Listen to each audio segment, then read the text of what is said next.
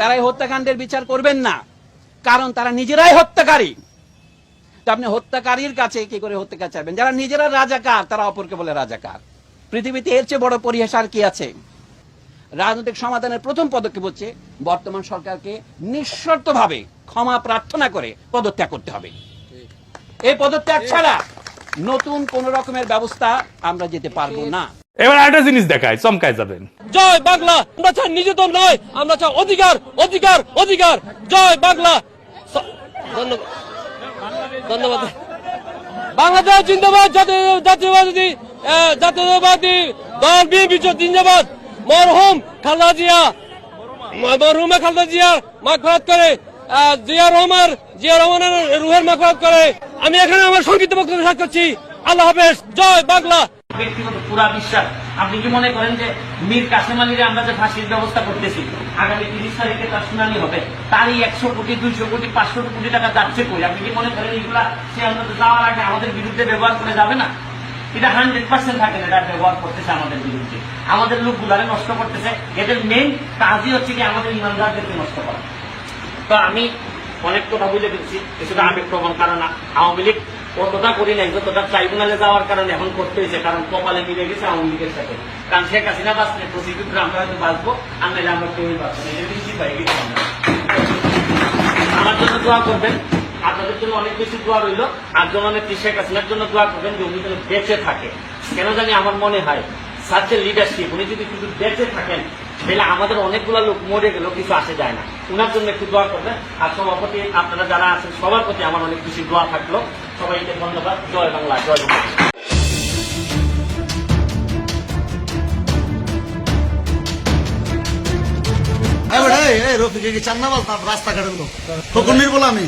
হ্যাঁ, আমি প্রতি মাসে মানুষের দান খরচ করি 1.5 লাখ টাকা। মানুষের দান দেই বেটা, ভিক্ষা দেই।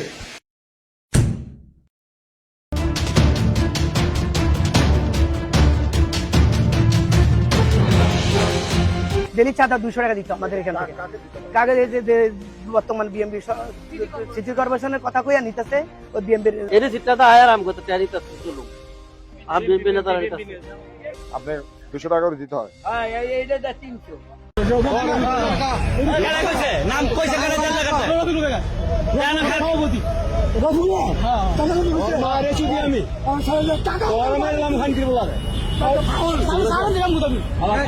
না না, তোরে মারলো একজনে, মারলে কি তুই আরেকজনের চরিত্র নিয়ে কথা কই? এই বেটা, আমার কি এরকম রেকর্ড আছে চান্দাবাজি?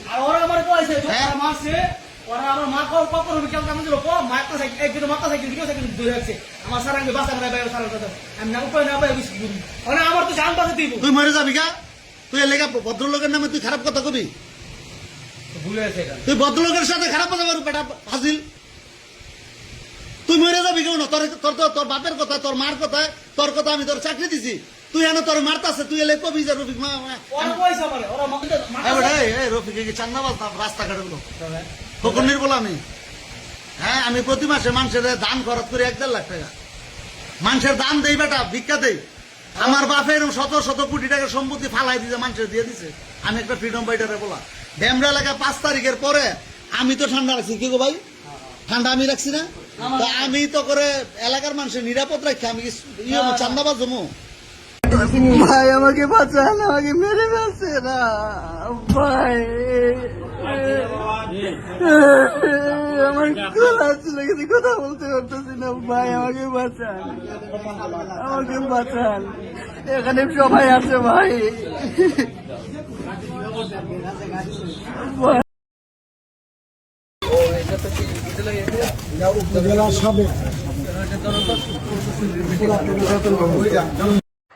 তারেক রহমান সাহেব সময় যখন সময়ের বিচার শুরু করে তখন কিন্তু সাক্ষীর প্রয়োজন হয় না, কথাটা মনে রাখবেন।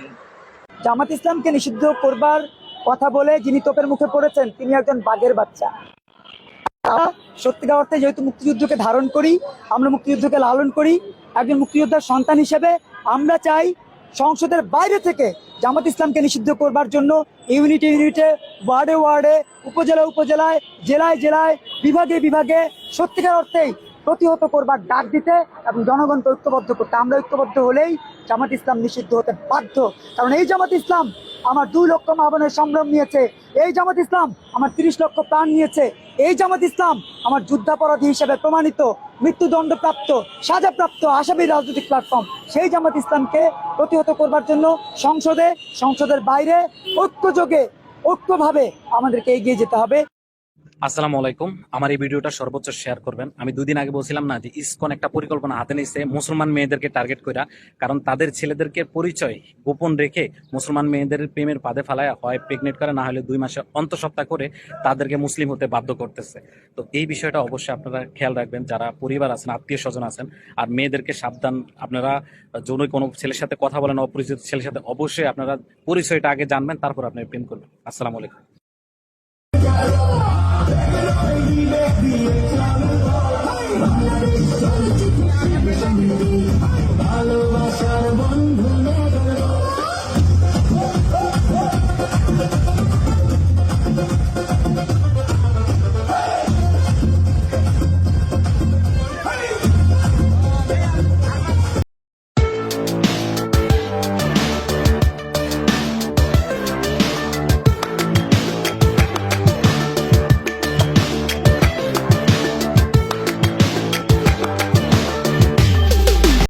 আবার বলে ভারত নাকি যুদ্ধ করবে, অল্প সময়ের ভিতর বাংলাদেশ দখল করবে।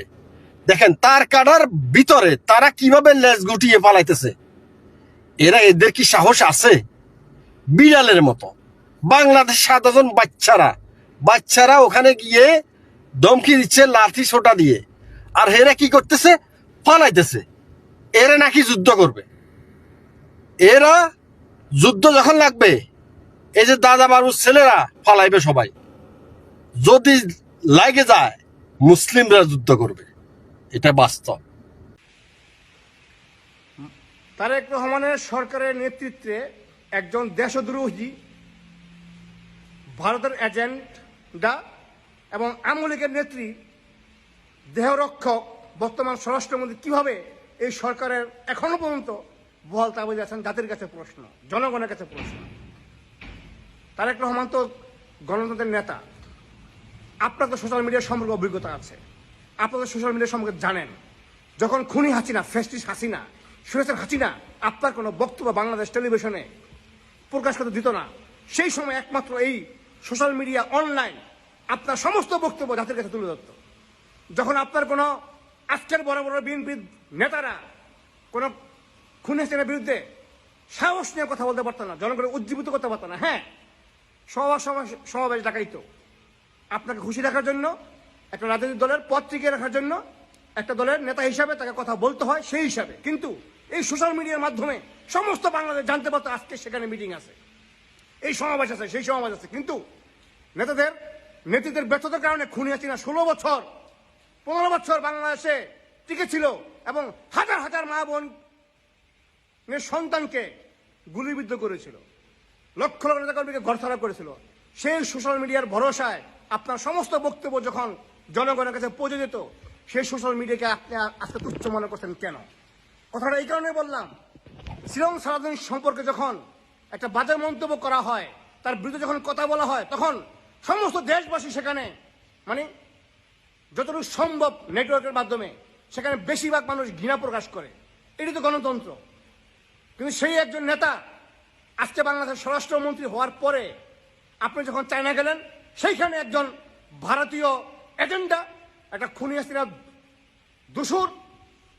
বাংলাদেশের মাননীয় প্রধানমন্ত্রী জনাব তারেক রহমানের সাথে শি জিনপিং এর সেই ঐতিহাসিক কাঙ্ক্ষিত বৈঠক অনুষ্ঠিত হয়েছে, কিন্তু খবর পুরোটাই হতাশার।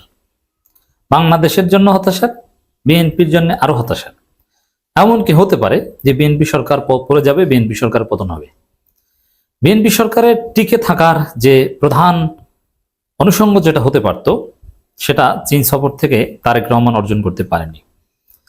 চীন সফর নিয়ে নানান ডাইমেনশনে আমরা বিশ্লেষণ করব, বাট এখন পর্যন্ত আমাদের কাছে প্রাপ্ত তথ্য অনুযায়ী যদি সংক্ষেপে বলি, যে তারেক রহমানের চীন সফর পুরোপুরি ব্যর্থ, সফলতার লেশ মাত্র কিছু নেই।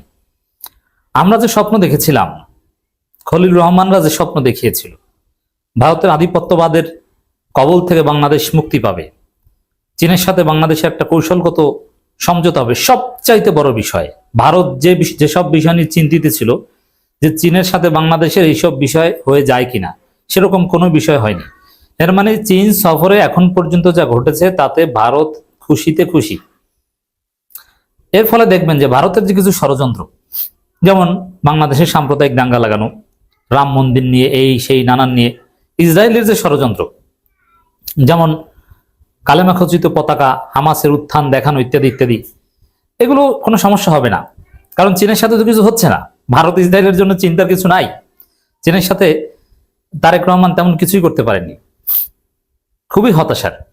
তিস্তা প্রজেক্ট যেটা একদম চূড়ান্ত হওয়ার কথা ছিল, চীনকে দেওয়ার কথা ছিল, অথচ চীন তেমন আগ্রহ দেখায়নি।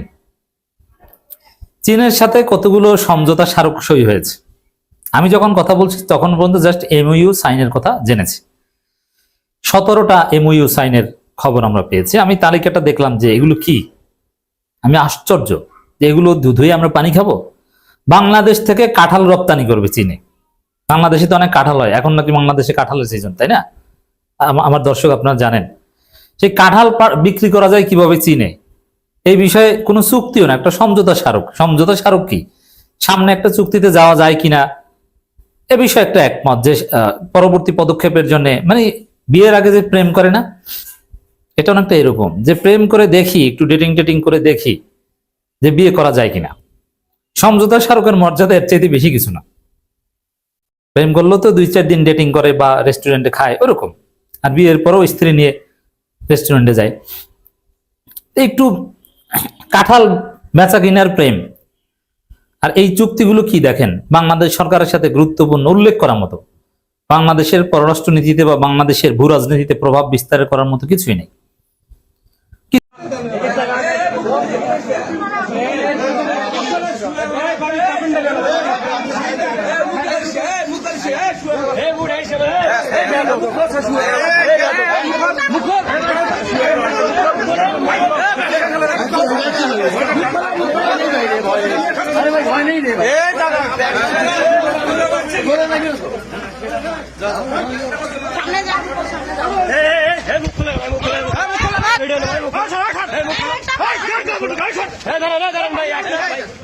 ভাই